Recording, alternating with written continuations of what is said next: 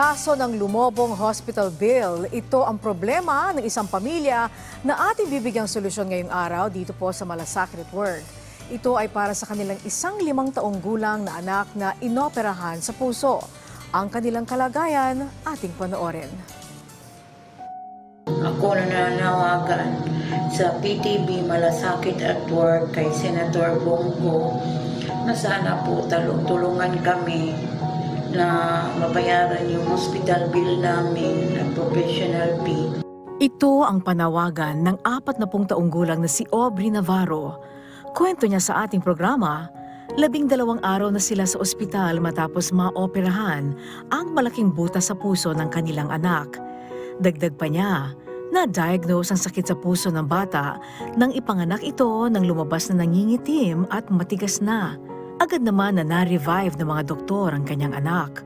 Bukod sa sakit sa puso, may problema din sa bibig ang bata na ayon sa doktor ay posibleng may kinalaman sa development nang siya ay nasa sinapupunan pa lamang. Batay sa payo ng espesyalista, kailangang maoperahan ang kanyang anak kapag siya ay sumapit na ng 1 taong gulang at kailangan din nadalhin sa Philippine Heart Center. Inasikaso ko na po yung papel niya para po makaluwas kami ng Manila. Inabutan po kami ng pandemic.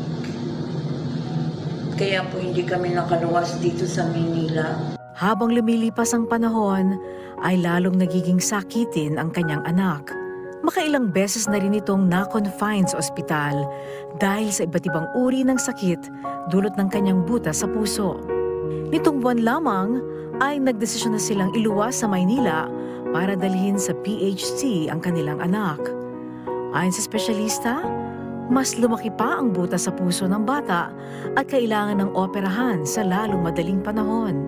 Ngayon na wala na pong pandemic at na-check up namin yung anak ko, sobrang laki na po ng butas niya at yung ugat na nakabara sa daluyan ng oxygen is sobrang manipis na po. Kaya kailangan na po siyang mapa-operahan.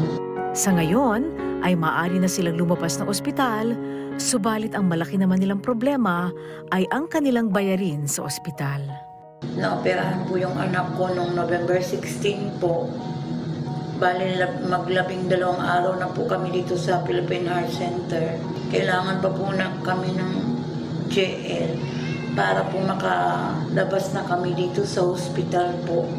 Sana po matulungan niyo kami. Nagmamakaawa po ako sa inyo.